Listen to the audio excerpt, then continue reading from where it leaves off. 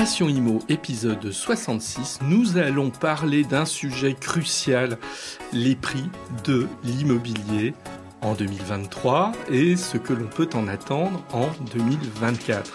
Et comme le sujet est compliqué et qu'il y a autant de choses à analyser que d'observations à faire sur le terrain, j'ai fait un découpage en deux parties. Première partie, dans cet épisode, on va être davantage sur de l'analyse objective, sur des chiffres, sur ce que l'on sait, sur ce que l'on ne sait pas, sur ceux qui racontent n'importe quoi. Et puis dans le deuxième épisode à suivre, nous serons plus sur le terrain et j'ai pris en fait deux agents immobiliers dans des zones radicalement différentes. L'une travaille à Nevers et l'autre travaille à Lyon. Et ça sera intéressant d'avoir leur retour concernant les prix de l'immobilier dans leurs zones respectives. Allez, on part sur cette première partie qui est une partie d'analyse. Passion Immo, épisode 66, c'est parti.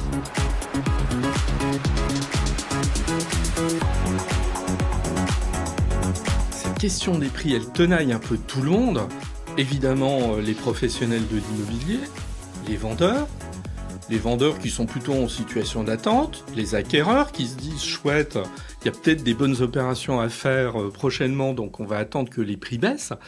Et en fait, le manque d'informations ou des informations parfois déformées, elles tendent à ce que chacun reste dans une position d'attente. Alors on va démarrer, on va faire un petit sort quand même à l'égard de ceux qui racontent quand même n'importe quoi.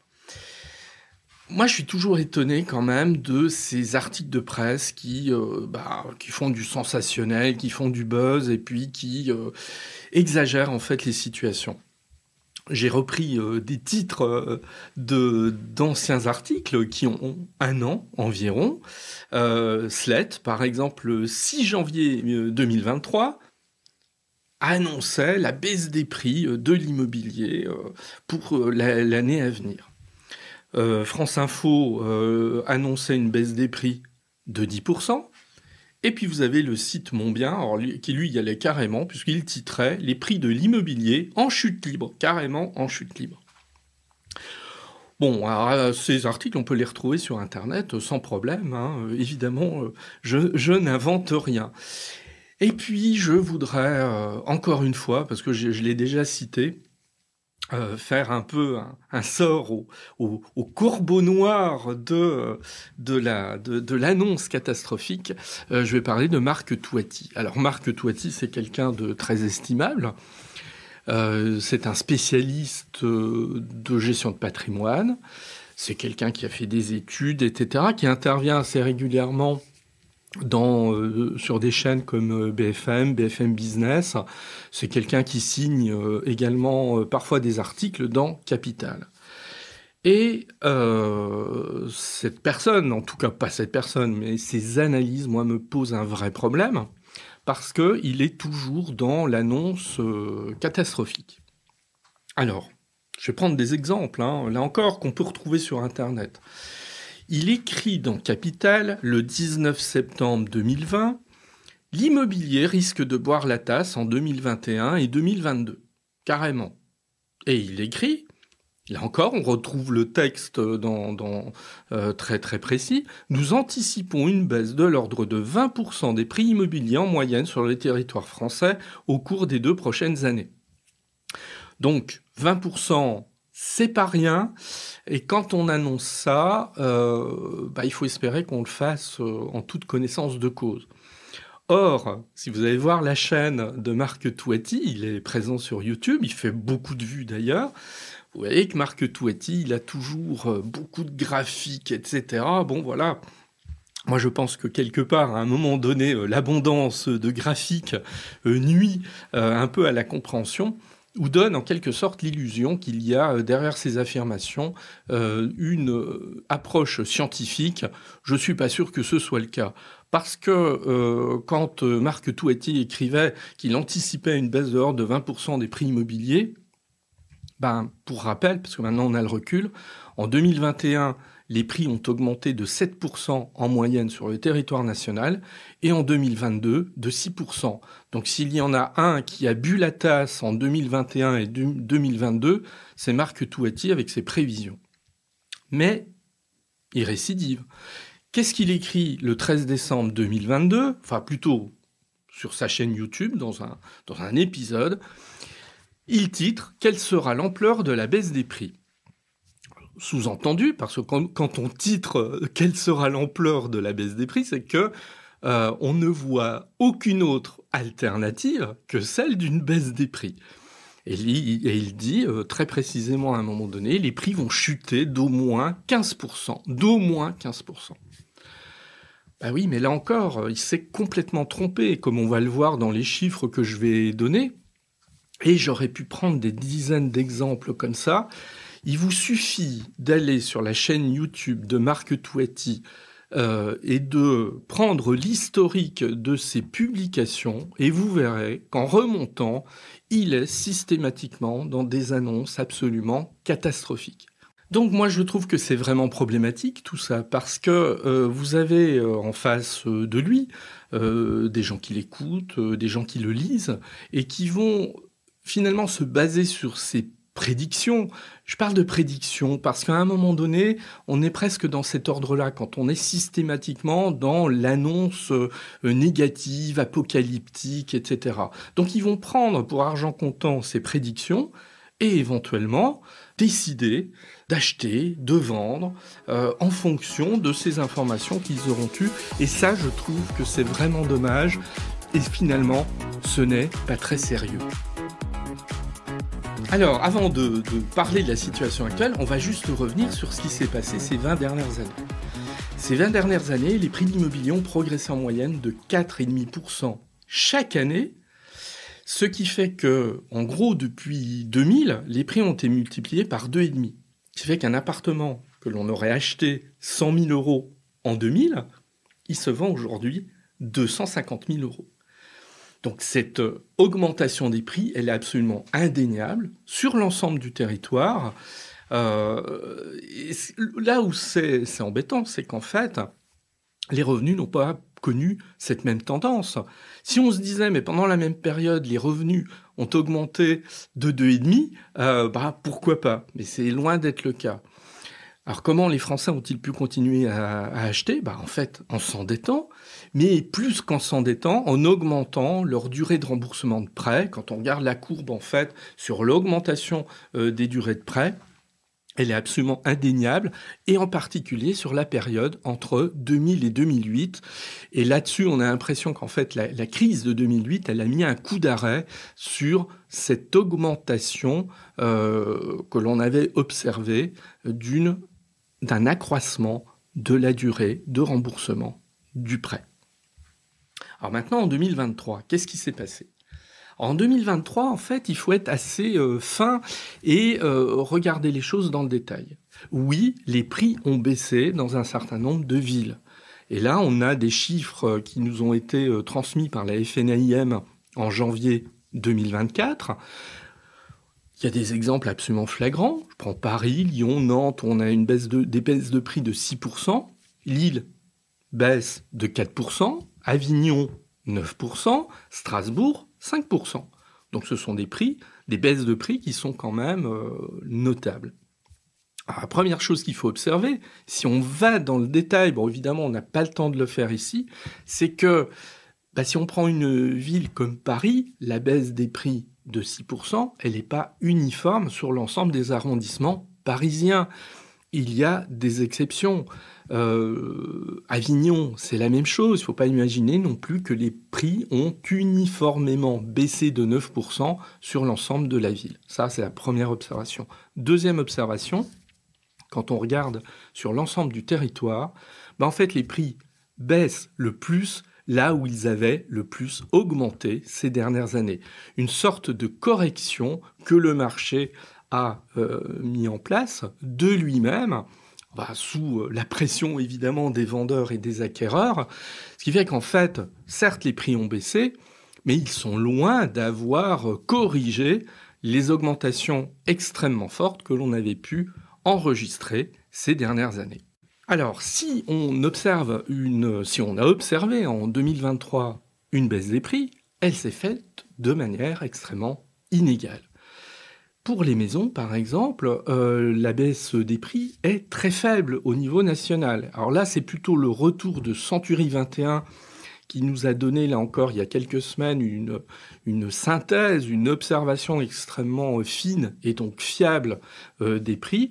Et eux ont constaté que les prix des maisons avaient baissé de 1,7%, les appartements de 3,4% au niveau national, ce qui fait que l'on reste, n'en déplaise encore une fois à Marc Touati, on reste sur des baisses relativement faibles. Et c'est pire que ça, parce que si on exclut Paris de la baisse des prix, les prix en France n'ont baissé que de 1% en 2023. Donc là, on est très très loin des annonces, soit de crash des prix, soit de chute des prix. On n'est absolument pas du tout là-dedans.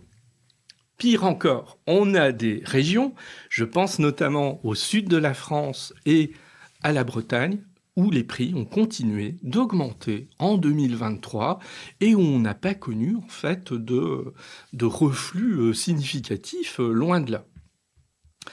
Alors, l'autre observation qu'on peut faire sur cette baisse des prix, c'est quelque chose qui est extrêmement notable, mais déjà depuis plusieurs années. Là, je vais un peu enfoncer une porte ouverte, très franchement. C'est ce qu'on appelle la régionalisation du marché de l'immobilier. C'est qu'en fait, il n'y a pas du tout de tendance nationale uniforme. Il y a au contraire des micro-marchés au niveau régional.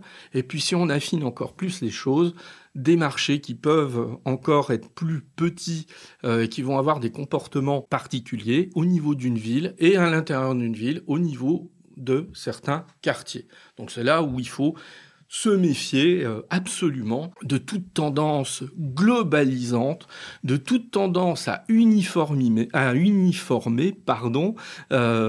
des situations et des évolutions. Il ne faut surtout pas aller dans cet esprit-là. Ce qui pose le problème parfois du vendeur. Imaginons un vendeur qui serait dans le sud de la France et qui voudrait vendre un bien qu'il possède à Nantes ou à Lyon.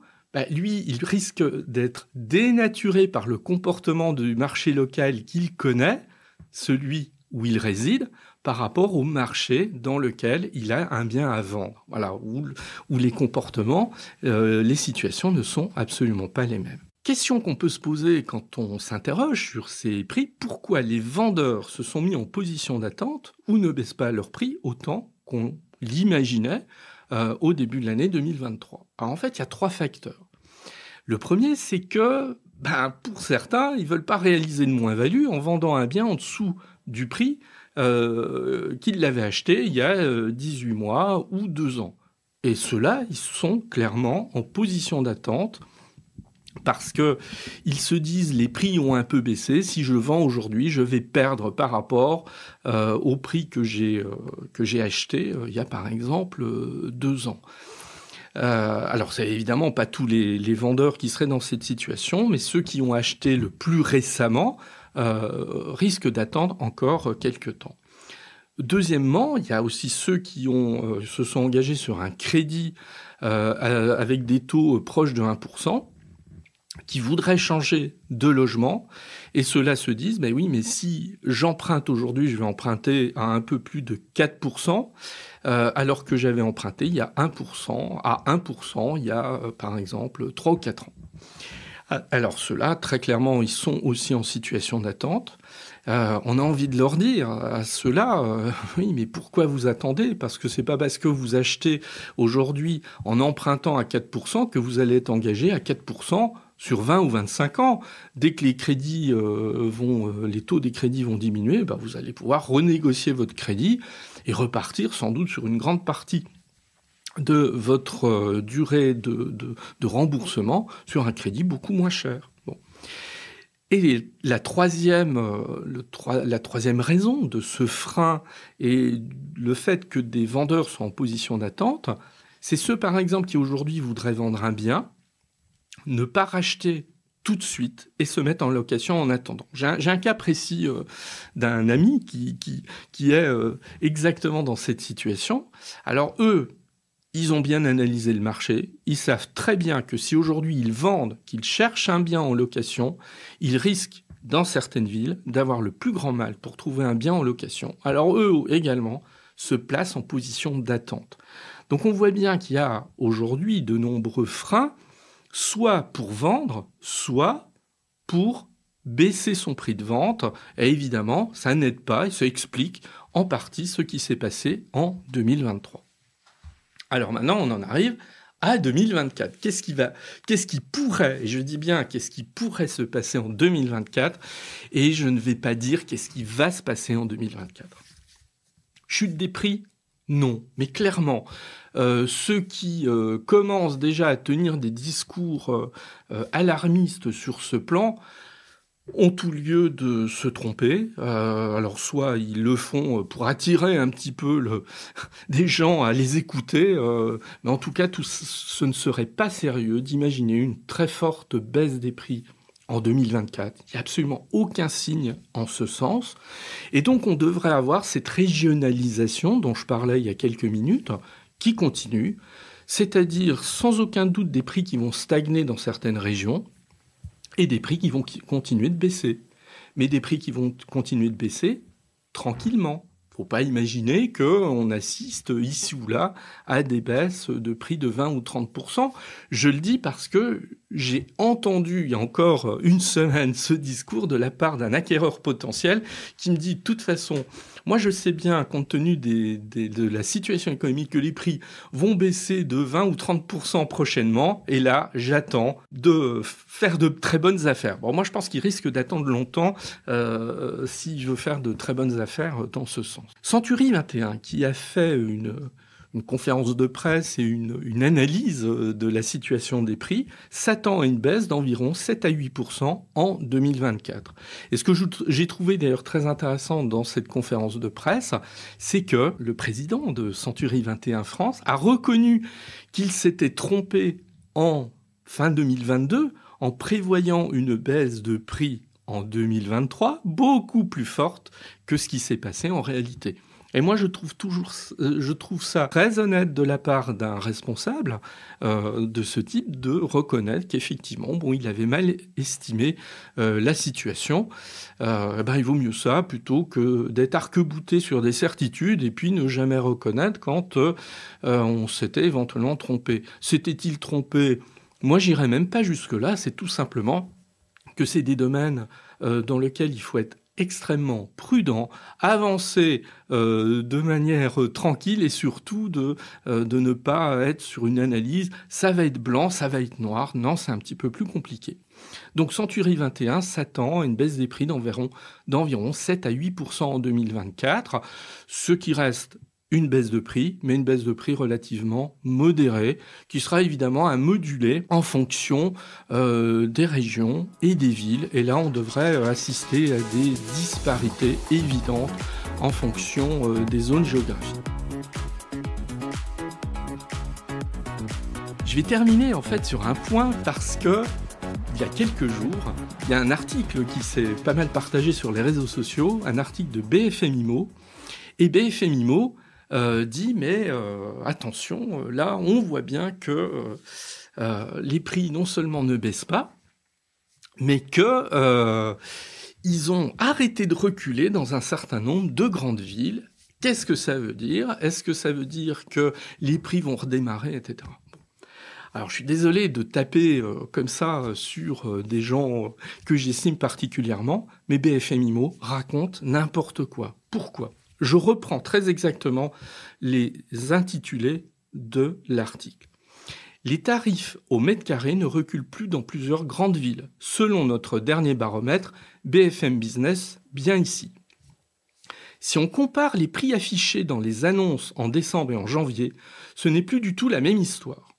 Je répète, si on compare les prix affichés dans les annonces, et là, quand je lis ça, j'ai envie de hurler. Pourquoi ? Parce que les prix affichés dans les annonces ne sont pas les prix qui vont effectivement être ceux que l'on aura au moment de la décision finale d'acheter. Pourquoi ? Parce qu'il y aura eu de la négociation entre-temps et que le prix, on le sait tous, que le prix affiché sur une annonce n'est pas nécessairement le prix final auquel le vendeur et l'acquéreur vont s'entendre. Et parfois, il y a des différences assez importantes, et surtout en ce moment, parce qu'il y a une capacité de négociation très forte sur les prix. Donc, prendre cet élément-là en disant que les prix ont stagné, ils ont arrêté de diminuer, c'est vraiment n'importe quoi. Donc là, moi, je m'interroge même sur la compréhension du journaliste qui a écrit l'article sur les mécanismes des prix de l'immobilier, et en particulier s'agissant de la différence entre prix affiché et prix effectif au moment de la transaction. Et là encore, ce qui est extrêmement dommage, c'est que vous avez des gens qui vont lire cet article et qui vont se dire « Oula, attention, les prix, ils arrêtent de diminuer », et partant du principe que ça va être une tendance qui va s'observer pour la suite. Passion Immo, épisode 66, c'est terminé. Allez, je pense qu'on a fait le tour de la situation des prix. Cette mise en perspective des prix, qu'est-ce qui risque de se passer en 2024 ? Et je vous donne rendez-vous très très vite dans le deuxième épisode sur cette thématique des prix, la suite en quelque sorte, où là cette fois on va aller sur le terrain. Nous allons entendre 2 agents immobiliers, 2 femmes en l'occurrence, l'une qui exerce dans la Nièvre et dans le Cher, au centre de la France, et l'autre à Lyon, dans une métropole. Ces 2 regards sur 2 situations totalement différentes, dans 2 régions qui ne se ressemblent pas, sera extrêmement intéressant à écouter. Et ça permettra de compléter cet épisode qui était un épisode plutôt d'analyse. Comme d'habitude, vous pouvez me retrouver sur mes réseaux sociaux, sur LinkedIn en particulier. Si vous avez des questions, si vous n'êtes pas d'accord éventuellement avec certains des éléments que j'ai pu mettre en avant. En tout cas, à très bientôt.